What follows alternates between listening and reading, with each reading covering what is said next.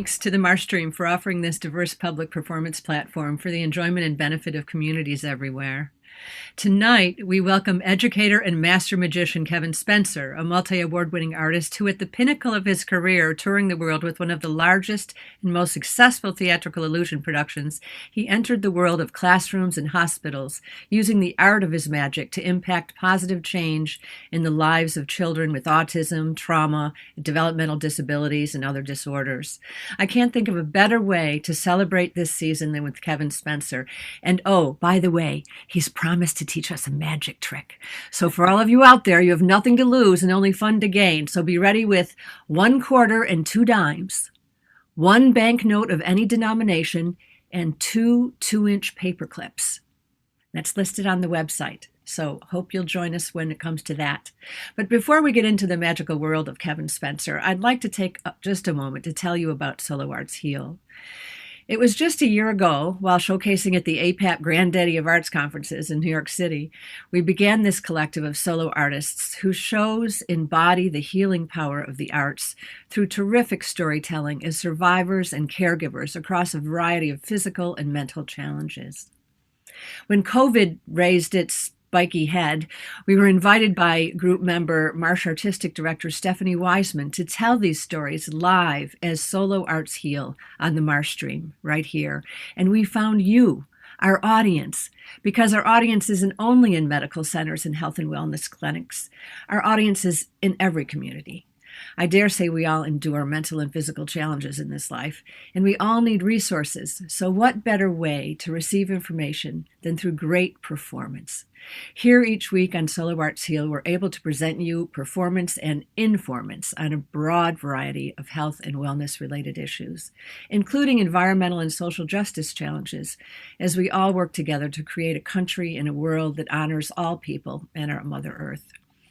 Solo Arts Heal addresses and embraces the power of community and the healing power of the arts. Tonight's special guest, Kevin Spencer, was on board and supportive of our project from the start. Indeed, we valued his advice as we were getting started, as we esteem him now as a true leader and entrepreneur in the world of healing arts. Kevin was busy before COVID, and the pandemic hasn't slowed him one bit.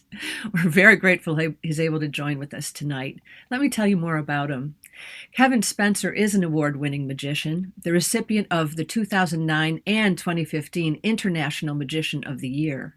He has performed throughout the U.S. and around the world. Faculty in the Education Department at Carlow University in Pittsburgh, a Fulbright specialist and a subject matter expert on arts integration for special populations for the U.S. Department of State, a research consultant in the School of Health Professions, Department of Occupational Therapy, and Institute of Arts in Medicine at the University of Alabama at Birmingham. He has a master's in education, a certification in autism studies, and is a PhD candidate in special education. So I'd like to welcome Kevin Spencer, and first we're going to see a video that will give us a little information and background so we can have a fuller idea of what your work is, Kevin.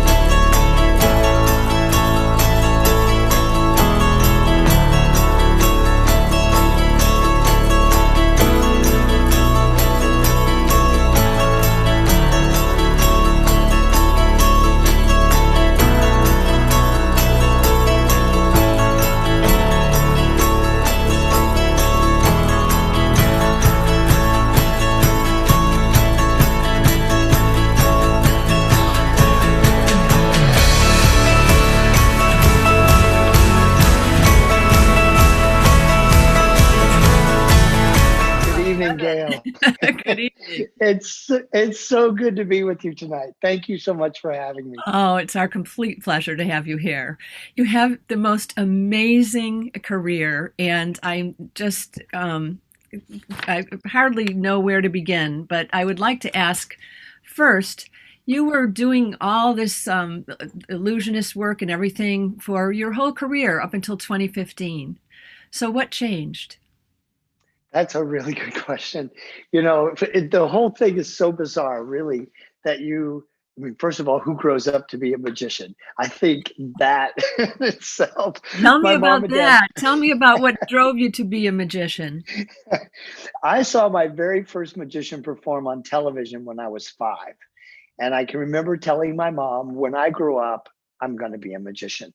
And as every good mother does, she patted me on the head and said, "You can do whatever you want to if you put your mind to it." They bought me a magic set when I was 8 for Christmas. And that was just kind of the beginning. I learned those little tricks. I carried them to elementary school. My dad helped me build some other props. I ended up doing magic through high school. I worked my way through college doing magic. And when I finished school, um, it was a very different conversation, right? Than when you're 5 saying, "Hey, when I grow up, I'm going to be a magician." And I call mom and dad and say, "Hey, so I think I'm going to be a magician." And they were like, okay." But they've always just been really supportive. And I think for us, and for my wife and I, Cindy, when we started, we just had a really different sort of approach to the art of magic. And I think it was a really open kind of approach. It was theatrical, and it was a touring production. And I never wanted to go to Vegas or anything like that. I always wanted to come to people rather than people coming to us. And we just were really, really grateful that we had a pretty spectacular career. Performed in every state in the United States except for Alaska.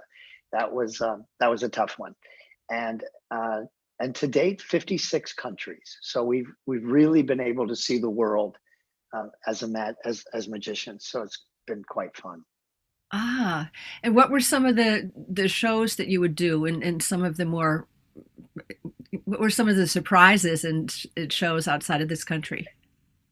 Oh, wow. Well, I was really, really fortunate that as we started to move up in the world of magic, I had the privilege of working with a gentleman named Jim Steinmeier, who is based in Burbank, California, just a brilliant, brilliant creator, both of magic and of theatrical events. He's the brilliance behind all the magic in Aladdin, Beauty and the Beast, Into the Woods, The Scarlet Pimpernel, Invisible Man.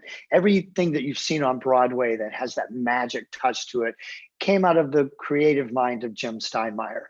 So we were really fortunate as we started to rise in the magic world that Jim became the chief inventor of the illusions in our show. And so many of the things that we were able to put on a stage, we were the only people in the world performing them. So that gave us a little bit of an edge.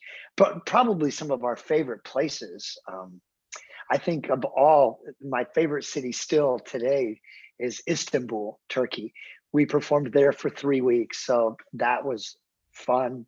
We toured all through Europe, several times through Asia, down under to Australia and New Zealand.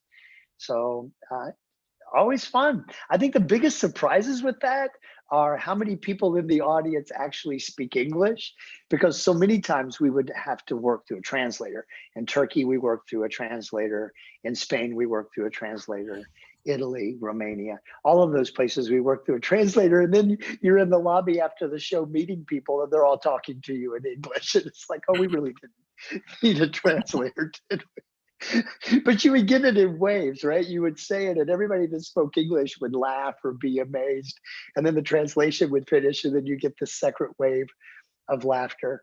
I think one of the most interesting places that we performed, though, was in Taiwan. And they let me do the show in English. And before we went, we actually made a video of the show for them, and they translated the show. So while we were performing on the stage, on the sides of the stage, uh, broadcast onto the walls was a Chinese subtext, like closed captioning happening on the walls.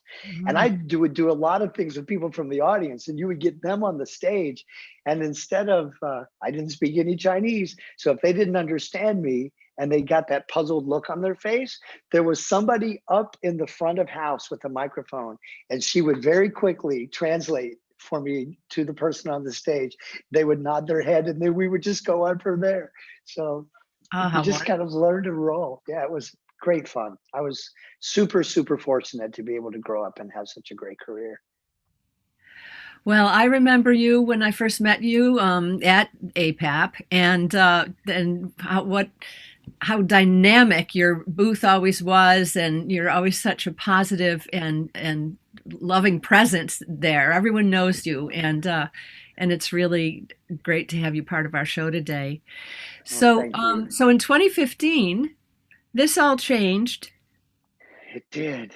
Um, very so it kind of goes back a little bit. Early in my magic career, I was 27. My wife and I had only been married for 3 years, and we had come home to do the things that you do when you're on the road. You come home and you wash your clothes and you do all of those things. And we had packed up and we were leaving back out of town again. And we were in two separate vehicles because we were dropping one off. We were on our way to South Carolina. We were only going to be there for a couple of weeks. So we were going to get some work done on one of the cars. So we were dropping it off. And my wife was ahead of me. And a tractor trailer came off of the interstate and didn't realize there was a stoplight there. And I was stopped at the stoplight. My wife had gone on through the light and was ahead of me. And just full speed, 50 miles an hour. He came off the ramp and he just plowed right into the back of my car and launched me through a grove of trees. And I ended up with a closed brain injury and a lower spinal cord injury. Spent a long time in rehab. And I think it was at that moment for both of us that we realized how important our magic was to us. And magic was one of those things that helped me get back into the swing of things. I think when you think about somebody who's going through physical or occupational therapy, and you're being asked to do things like pick up a marble and drop it in a glass, things that there's an expectation that we should know how to do, and you can't do that, you feel so incredibly broken. Like, I'm never going to get back to that place again. But when you can learn a magic trick and you come in and you show your therapist this magic trick and they go, wait, how did you do that? At that moment, you no longer feel quite so damaged, quite so broken. And there is this glimmer of hope that comes back to you that says, I got them. I fooled them. They have no idea how I did that. And I worked so hard on my motor skills to be able to manipulate those props.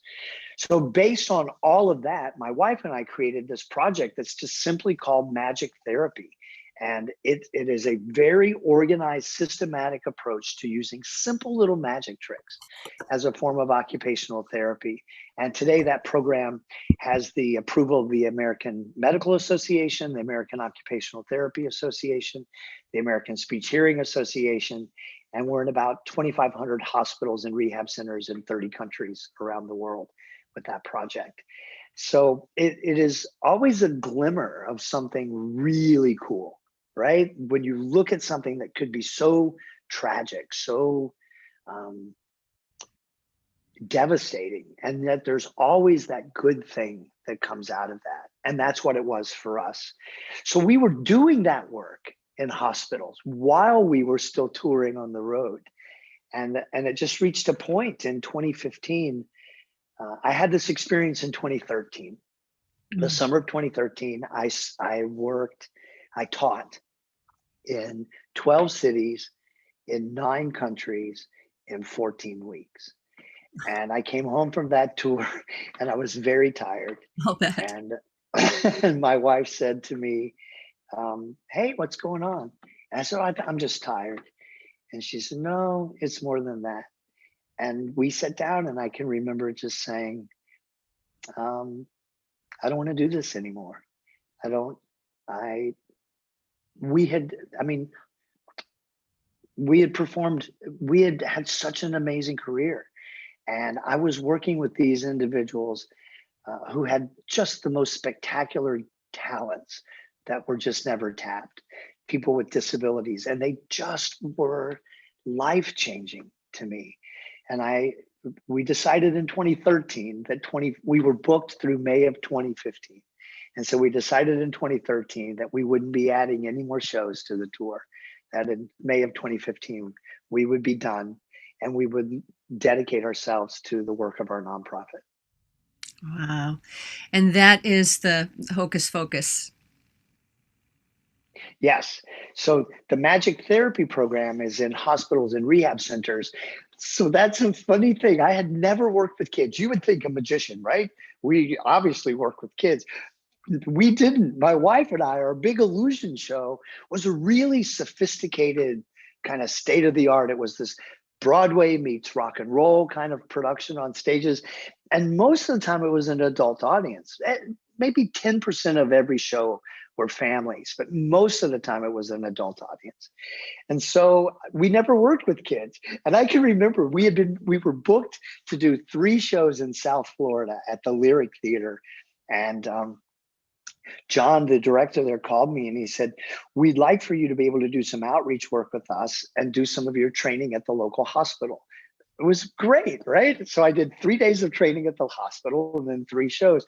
And at the end of my last day of training, the head of the rehab department said, we'd love for you to model this to our therapists. Can you work with some of our clients? I said, sure.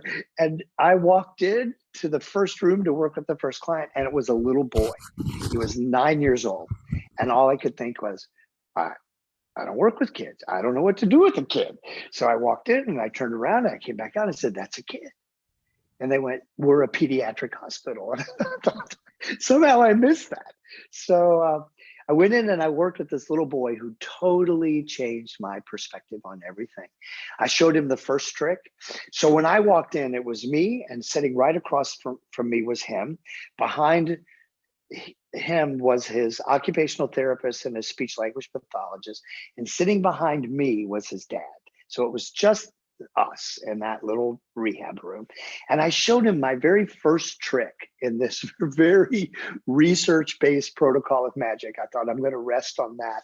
And nothing, Gail. He didn't laugh. He didn't smile. He didn't do anything.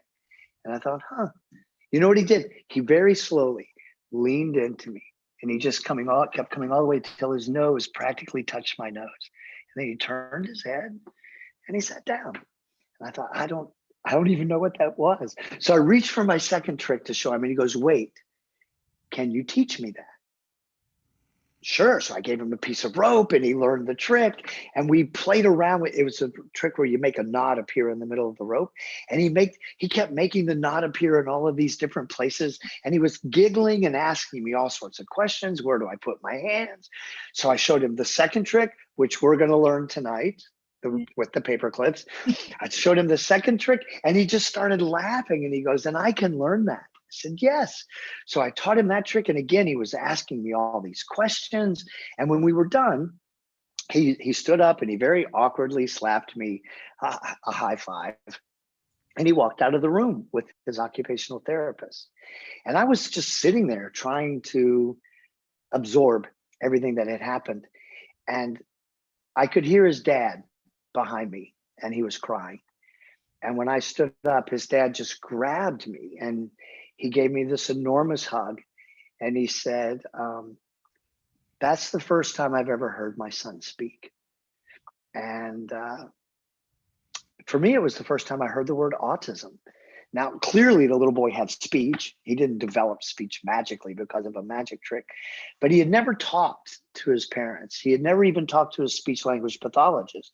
She said, I've been working with him for 2 years. I've never heard him string a sentence together. She said, none of us knew that he had the ability to do that. And for me, that's when I realized it was about motivation, right? You have to be motivated in all of your rehab, whether it's, children on the autism spectrum or somebody who's had a stroke or an accident. Motivation is such a key part of it. And because magic is that art form where that nobody knows the secrets, you're motivated to learn the magic trick so you can show it to somebody else. And so it works on dexterity, it works on communication, It works on socialization, social skills, all of those sorts of areas. And because of that little boy, Thomas, that's when I switched gears and created the program that works in school systems, which is called Hocus Focus. Mm-hmm. Oh, that's such a beautiful story. Thank you for telling it, and a life-changing moment that really opened the doors to a whole new world for you. Whole new world. Yes, it was great. I mean, it was. It was. I think the interesting part of this, is when you're a magician, and people don't always take you that serious when you're a magician. I mean, the big question is, are you going to pull a quarter out of my ear? That's the question you get most of the time. So you can imagine the challenges of saying, I'd like to come into a hospital and I want to work with your therapist, or I would like to come into your school system and I want to work with your special education teachers. Both of those, educators and healthcare professionals, they're under a tremendous responsibility to deliver education or deliver rehab. And so when they look at a magician coming in, they're like, we don't have time for a magician to come in and do these things. So one of the things that we wanted to do was, because we live in the world of entertainment, right? We make promo videos. That's what we do. And so I thought, I'm just going to start recording a lot of these sessions that we're having with people so that we can show these to directors of rehab or directors of special education so they know what it is that I'm talking about, that it's not me coming in to do magic tricks, but it's me teaching magic tricks in a way that works on the skills to improve the skills that these individuals find challenging. And so we put all of that together, and I had just hours and hours of this video. And I took it to a really good friend of mine he's got a brilliant name, Muita Chacha. His middle name is Timothy, but we don't worry about that. He's from Tanzania, and he's a brilliant storyteller through film. And I asked Muita if he could put together just a 2.5, 3-minute video that would really capture the essence of this work that we did in healthcare and education. And about 2 weeks later, he came back to me and he said, Kevin, I think there's a broader story here. And I said, I just really need a 3-minute promo video. That's what I need. And I said, he said, I'd love to pull it together in a short documentary. So we worked on that for a while. And that's your documentary, Powerful Medicine? That's it. Powerful Medicine, Simply Magic. And he just really brilliantly wove everything together to tell a really beautiful story about some of the individuals that we've had the privilege of spending time with and working with, and how magic transformed their lives. Of course, it's very, as you might imagine, it's kind of very medically oriented in places. And so we thought nobody outside of the healthcare industry is going to be interested in this film. But I ended up submitting it to a couple of film festivals. And the very first film festival that we submitted it to, we won first place. And I'm like, this is crazy. What? Won 18 international film festivals, didn't you? We have to date. We've won 18 best short documentary awards, including the International Humanitarian Platinum Award from the United Nations. So it was pretty cool. Oh, how fantastic. That's wonderful. And I think Kristen may have a little clip of Tristan from that film. I'll set this up a little bit because Tristan's from the UK and he's 9 years old. He has hemiplegia, cerebral palsy. So one side of his body is paralyzed or greatly inhibited. So we were choosing magic tricks that would use his affected arm in a dominant way. So to take his non-dominant arm and use it in a dominant way, and his dominant arm and use it in a supportive way. And so we thought, what better way to do that is than to teach him two-handed magic tricks. So Tristan comes in the very first, we did a 2-week magic camp. So 60 hours of therapy disguised as magic tricks.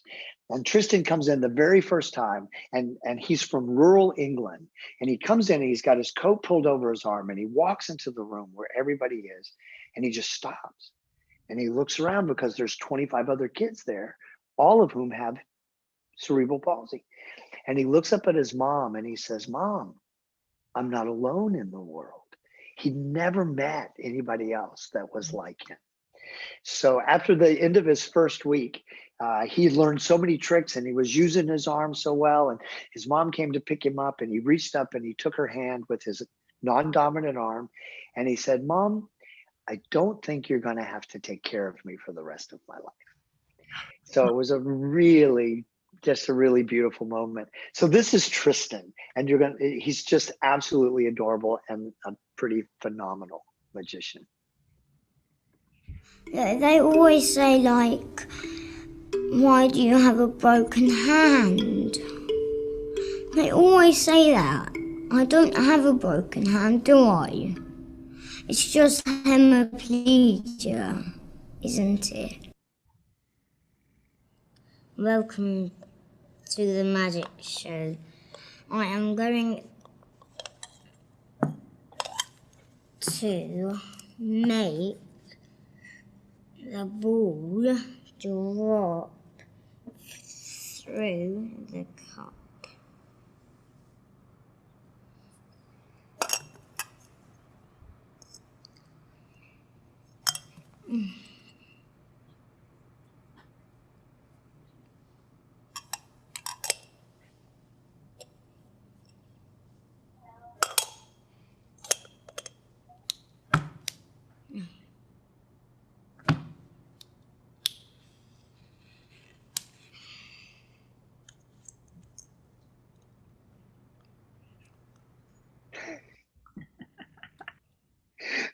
How beautiful. What a beautiful boy.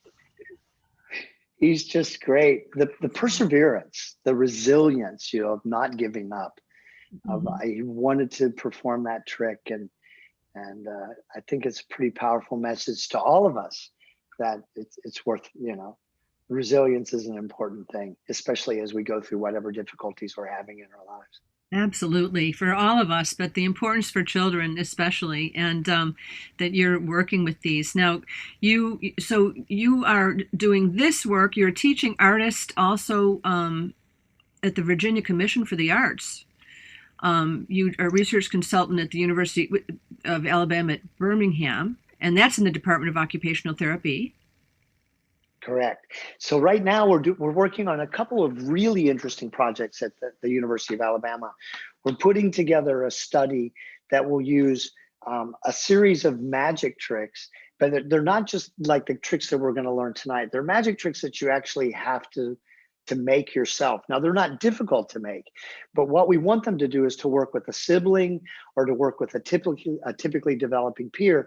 So this is specifically for adolescents on the autism spectrum, high functioning autism. So we're going to pair them up with a sibling or a friend or a typically developing peer, and they're going to make the magic trick together. And then the child with autism is going to come up with the presentation and the story, and then they're going to perform it. And the idea is to see if through the collaboration of making a magic trick, can we improve the social competence, the social cognition of a child with autism, and then help them improve their social skills and their social awareness. So it's a 12-week program that's going to happen 3 different times with 3 different groups of children. And then I'm working with a similar sort of group in the United Kingdom. These are not individuals on the autism spectrum. These are individuals with cerebral palsy. And we're doing the same sort of thing there. So between the two universities, they keep me pretty busy with the research things, but they're so much fun. They're so exciting. Well, you make it fun. I think you're going to show us one of your tricks, are you? I am. Are we going to learn a trick? You know what? I think you and I were talking earlier about the cameras on our computers and how you know when your camera is on. And you said what color was yours again? I don't remember. I have a green light when mine's on. You have a green light. And then Brianna, I think, said she had a white light that came on. Kristen's was it? Yeah, you have a white light, and mine was a red light. And I've talked to some other people who have light. Kristen's, yours is a white light, right? No, yours is a green light. Yes, mine is a red light. And I've done so many of these Zoom things now. We've all kind of been living in this world that you just start to play around a little bit to figure out what you can do. My light is red, And I have found out that you can reach up and you can actually take your light right off your camera. And you can toss it back and forth, hand to hand, and put it right back up. Kristen's trying to grab her light. Here, wait a minute. My green light. All right, Kristen, hold your hands up because I'm going to just toss it to you. Okay, here it comes. Ready? Oh no, she's got it in her hand. All right, Brianna, hold your hands like this. I'm going to toss it to you. Here it comes. Ready? 1, 2, 3. Catch it. Good. Now don't open your hand, but I want you to look. Can you see it in there? Of course you can. Yes. Okay. Throw it back to me. There you go. I should put that back in before we lose a connection there. Ah, beautiful. Thank you, Brianna. You were a good catch. So we do have a lot of fun. And if everybody wants to learn a magic trick, this would be the time to make sure that you have your 2 dimes and your quarter, a banknote of any denomination. I'm just going to use a $1 bill, and then a couple of paper clips. I am going to lose my Christmas tree. It would be nice if that was my real Christmas tree, but that is a virtual background and things have a tendency to get lost in it. So I'm going to make my Christmas tree disappear. Gone. And now you'll be able to see my hands a whole lot better than before. So which one would you like to learn first? Well, how about with the dollar bill? Okay, great. So we're going to start with I've got a $1 bill. This hand is empty. Nice crisp $1 bill. This hand is empty. And here's what I'm going to do. I'm just going to fold the dollar right in half, just like this.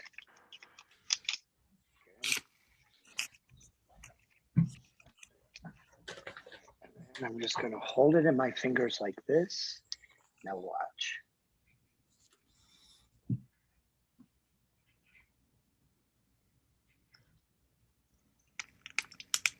You have a double fold on that? I do have a double fold. And then you can just make it float right there on the end of your thumb. Yeah. Just like that. All right, so here's the. Can you do that more slowly? I can. You know what? So here's the secret. Yeah, I cheated, and the way I cheated is I took my quarter, and I used my quarter. So if you hold your hand like this and just put the quarter on your thumb, and balance the quarter on your thumb, that is exactly how we're making the bill float. So here's what I did. I'm going to tip my camera down so you can see this. So my quarter is in the corner of my bill like this. When I fold it in half, I fold it over the quarter. So the quarter is still in this corner. And then you're right. I did put a double fold here. What I did is I actually put one more tiny fold like this. So and that's to keep so that's right, because nobody wants to be busted with your quarter falling out. And then the other thing that I did is I put a tiny little fold here at the end to keep it from falling out there. Now all you have to do is find the balance point on your thumb. And once you find the balance point, once you find the balance point, then it's all acting from there, right? You just slowly open your fingers up. And as you open your fingers, you'll be able to tell whether it's balanced. Oh, yeah, right. Yeah, well, it needs work. There you go. Okay, so, look at that. I think Kristen's got it. Yeah. So you slowly, look at you guys. You pull your head away. Now, if you want to get really brave, take a finger. Of course, you have to do that, Gail. You have to. Take your finger and then just push the dollar towards the audience like that. Just keep it balanced right there. Oh, you guys look like you've been doing this forever. And now just bring it straight back again. Nice. Nice. All Now, right. Woo! now what you want to do is slowly grab it back down because you were doing something magical. Now, here's the great thing. On Zoom, all you have to do is flip your bill up like this and drop your hand below, and you can drop the quarter out. Nobody knows you have the quarter there. In real life, when you don't have Zoom, what you have to do is drop the quarter into the palm of your hand right here. So then you can just open the bill up and let the audience see it. Now, you may have remembered at the beginning of this trick, I showed both hands empty. Remember that? Mm-hmm. So here's how I did that. I took the quarter and I put it right here under my left thumb. So now I could show my right hand empty. Ah. And then I snapped the bill. Remember that? Oh, I went like this, crisp bill. Well, when I said crisp bill, I went like this and I slid the coin under my right thumb. And now I could show my left hand empty. That's it. Kristen's got it. So it's right hand's empty, left hand's empty. And now you would need a little bit of practice, but now you can fold it here. And I'm just holding on to the quarter right there. And then fold that bottom one up. Mm-hmm. And then it's just all acting from here. You just slowly, because if you're going to float somebody, you don't just like, and they're floating. You kind of slowly open your fingers, and that lets you know whether or not you're balanced. And then once you're here, then you slowly move this hand away. So it looks like that. Look at Kristen's. So it looks absolutely impossible and magical that it's just floating there. I used an apricot because I didn't have a quarter.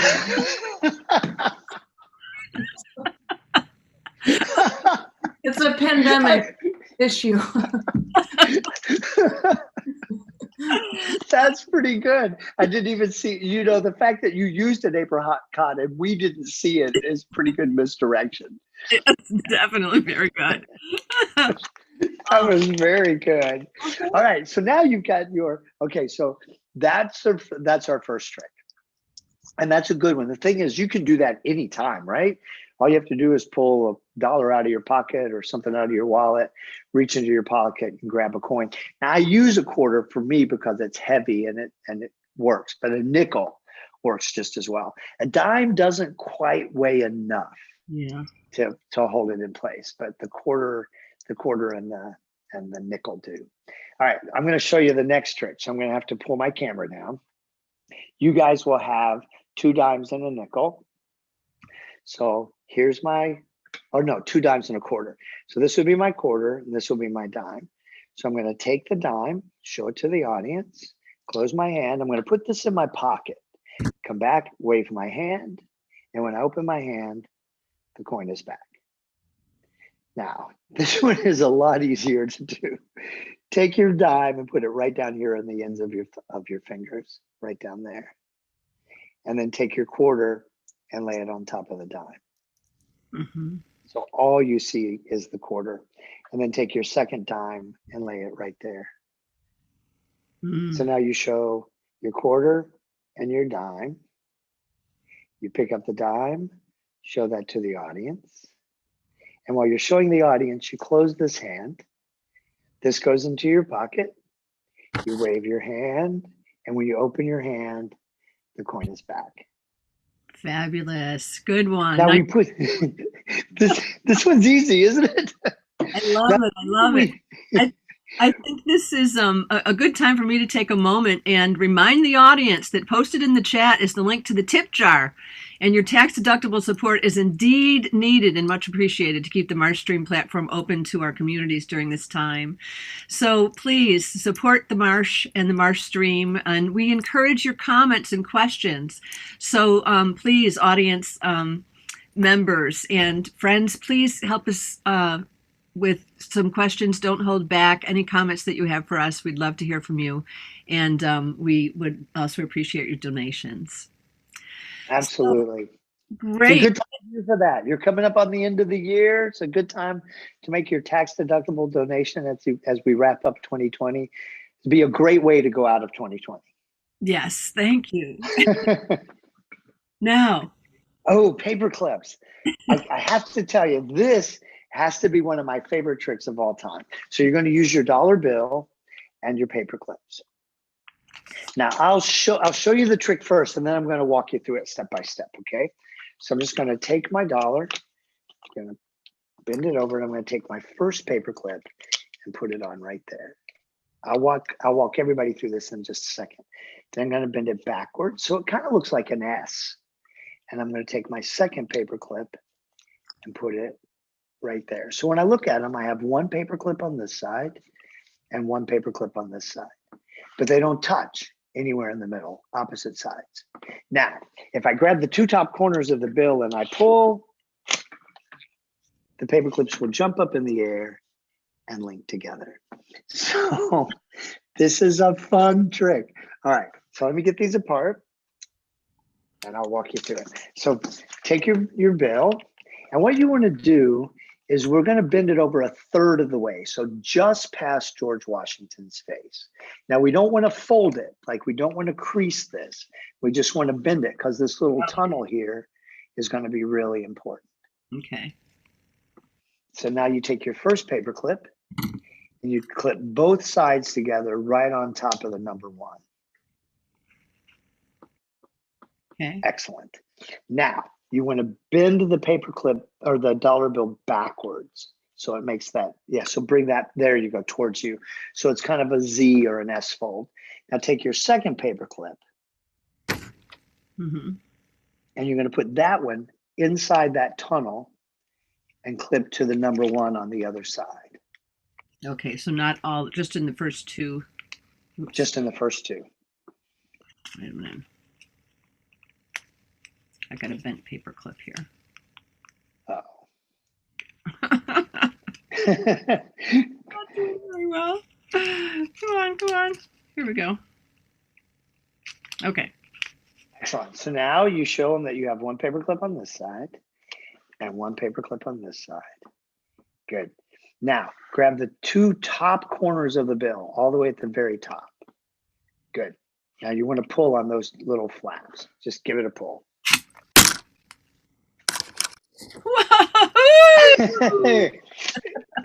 Excellent. And they just work right together.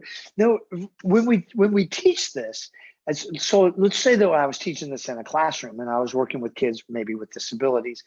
You can use different size paper clips to help them with their motor skills, but we're working on 5 areas all the time with magic. We're working on cognition, following the directions, remembering the directions, sequencing the moves in the right order, those sorts of things. We're working on motor skills, they're fine and gross motor skills, communication. We're working on social interactions, social skills. I'm going to show this trick to somebody. And then we're working on creativity or flexible thinking. What happens? You just experienced this. What happens if your paperclip's bent? What happens if you can't get it into the hole in the right way? You don't get frustrated, right? You spend the time to figure out what you're going to do it correctly. So we work on that creativity or flexible thinking. So, but from an educational perspective, if I'm working with 2nd grade, 4th grade, or 6th grade, anywhere in there, this trick is all about friction, motion, and energy. And we can talk about all of those different elements. When we get into high school, this particular trick has 22 physics vocabulary words and 9 physics formulas embedded in the way the trick works. So we can teach this. What we typically do, we teach a student that has disabilities, teach them the trick, and then they would come into the physics class as a subject matter expert, and they would teach smaller groups of students how to do the trick. And then as a group, they would sit down and figure out all the physics that makes the trick work. And so those kids who, as they're doing all of this, the student with disabilities as a part of that group is included in every aspect, so that they have to make sure that that individual understands every part of the trick that they're talking about. So you can't just say, here's the formula. You have to be able to explain what that formula means. So it not only helps the kids with disabilities, but it also helps the other kids in their communication skills. Oh, that's incredible. What a wonderful example. Thank you for showing that and telling all the tremendous advantages that it has in the work that you do. So you do this at Birmingham, and you also work in the Department of Education at Carlow University. I teach a course at Carlow. It's called Arts and Disability, and basically it's a semester course, 15 weeks, and the first 4 weeks we just talk about the theory around arts integration for special populations. What does that look like? We talk specifically about arts as curriculum, which is what most people are exposed to in schools: music, dance, drama, where they just learn it as another class. We talk about arts enhanced instruction. And a good example of that would be when you learned your ABCs, Gail, did you sing them or did you recite them? Sang them. You sang them, that's right. And even now in my brain, when I think of my ABCs, I sing them in my mind. But I didn't learn anything about melody. I didn't learn anything about tempo or rhythm. The music was a hook to help me remember my ABCs. Mm-hmm. Now, if I had sat down and as a teacher, I'd taught about rhythm and inflection and pitch and melody, then that's arts integrated instruction, because now you're teaching music concepts, but you're also teaching the ABCs. So it's when you mix the two core subjects with arts. So we mostly kind of walk them through what that looks like. And then every week we focus on a different art discipline. So we look at music with kids with disabilities, storytelling, dance and drama and theater and magic, and all of the different ways that different art forms can be used to work with kids with disabilities. And most of the students that I teach are art therapy, art education, special education, early childhood, and gen ed. And so, gen ed? And general education. General ed. Yes, wonderful. Yeah. Well, and it looks like we have somebody in the chat that works with adult volunteers, and I would absolutely love for you to work with the program, and it's all on a website. There's a bunch of tricks that you can get access to right on a website that have printed directions that you can print out and you can share with your clients. There are videos that you can either show them or download them that teach each of the tricks. And I think the easiest way to get to that site is through the kevinspencerlive.com. And then you can email me from there if you don't find it, and I'll direct you right to where you need to go to learn about. I think there's about 15 different magic tricks there that you can use. Thank you for going to that. That's important. And we've posted several of your website links there, but they can certainly, when they Google your name with, magic and healing arts, and the importance of arts integration is so vital to our entire education system. I really applaud the work that you do. And we only have about 10 minutes left, Kevin, but oh my gosh, I know it goes so fast. I did want to point out that you are a Fulbright specialist and subject matter expert for the U.S. Department of State. So you have been doing work in Russia, and tell us some of the work that you've been doing. You were telling us earlier today. You work in Russia. So I do the stuff that I do with the State Department, because a lot of my work is either focused around autism and developmental delays and trauma. Those are the kind of areas that I focus on. That's the focus of my PhD work, is autism and trauma. And so it seems like I do some work in Israel along the Gaza Strip, where kids have grown up in a situation where they're under what we would call chronic stress, chronic trauma, because it's the most bombed area. And so you never know what's going to happen, and you kind of always stay on heightened alert. And what does that do to our bodies when we're constantly have those stress hormones pumped through us, and how does that affect our learning? So I do a lot of work there. Or I started working in Liberia right after the last Ebola epidemic because of the trauma and so many orphans that were left behind. A lot of work in Uganda. Your work cut out. Yes, but my favorite place, honestly, is Russia. The work I've been doing in Russia started in 2017. I was invited to speak and perform at the first World Congress for Persons with Disabilities in Russia. And connected in through the Fulbright program. And now I have several really just fun projects. We're getting ready to launch a project with recovering drug addicts, teaching them the hocus pocus protocol of magic tricks.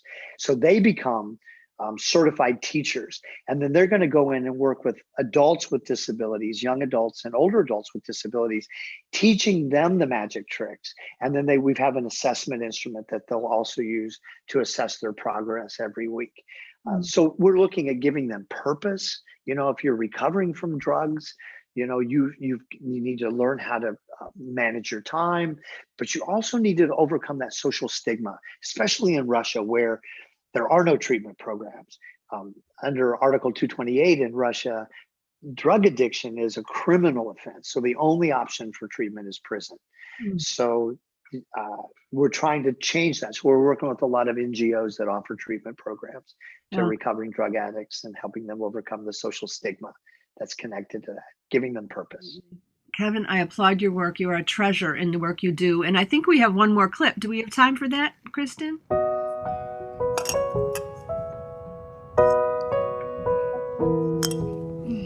You won't believe it, and strange as it sounds, extraordinary magic follows you around, and the camera can't catch it. You won't see it in the mirror. If I say look behind you, you turn around, it disappears. But I see it, I see it, I swear I do. I see extraordinary magic in you.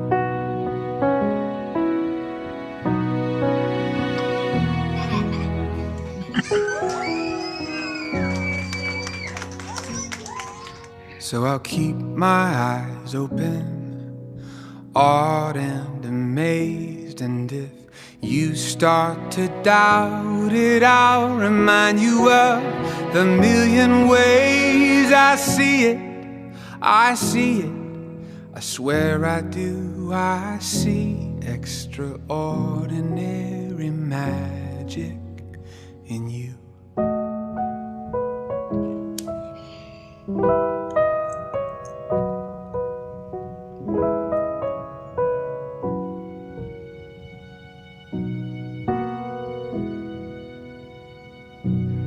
Beautiful song by Ben Rector that I'm a huge fan of his, and I had that CD, and that's the very first song. And I was driving down the road when it came on, and I had to pull over. I started crying so hard because all I could see were the faces of the kids that I have the opportunity to work with, and the extraordinary magic that they accomplish every single day in their lives. And he was gracious enough to give us permission to use the song in that video. So thank you, Ben. Oh, and thank you, Kevin. You bring such joy into all of our lives, and I really appreciate your sharing everything. Is there any closing comment you'd like to make? You know, I'm so excited that we've been able to stay connected since we met in January at APAP. It seems like so long ago. We've all been trapped inside of our houses. But I appreciate this connection with you and all of the artists who do this such important work. So thank you for this opportunity to spend this holiday season with all of you. And I just wish everyone a very Merry Christmas, a Happy Hanukkah, a Happy New Year. Just hoping for all the best for everyone in 2021. So thank you very, very much. Thank you, Kevin. Thank you so much. It's just a joy to have you here. Very special thank you to Kevin Spencer for tonight's inspiring evening of magic medicine for the holidays. See more at his website posted in the chat. You'll be able to find him online, and look for Solo Arts Heal shows and more at themarsh.org and on our MarshStream YouTube platform. I do want to announce that coming up next week, December 30th, celebrate a healthy, healing, and spirited 2020 2021 with us by joining us as we close out the year with our thoughts and blessings for good health, healing, and spirit. You'll be entertained and inspired by our Solo Art Teal artists' short performances, and you'll have a chance to put your own inspiration and aspirations in the chat room to be included on our website and Marsh Health, Healing, and Spirit Tree. You can do that in advance. There's a link on the website, and you can go and put in your comments, or you can wait till the night, but we do hope you'll join us next Wednesday, December 30th. We want to thank Kevin again, the MarshStream producers, Kristen and Brianna, artistic director Stephanie. Yes. And always to our Zoom and YouTube audiences. We're all in this together. Kristen? Thank you. Thank you, Gail. I just want to thank Kevin again for joining us tonight and for sharing the story. There are a lot of people on the YouTube who were sharing about their experiences and wanting to pass this information and videos on to their coworkers. So this is really important work, and it's exciting for us to be part of it.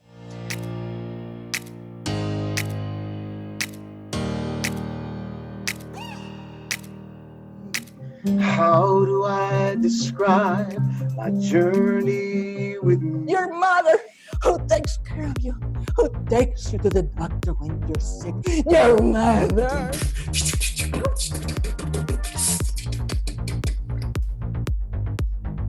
Good morning, New York. Buenos dias. It's me. What's up? We went out for lunch at a sushi place where she tried sushi for the first time and she liked it. I see that change can happen. I know things can shift and change for good. I am dizzily dazzled with stars in my eyes. Same level as I broke my neck. But he's not getting the same return of function I am. And I don't want any of your smart aleck sex talk that I usually get when I get. This is beyond the marsh because what you're doing is planting beautiful seeds for artists to grow.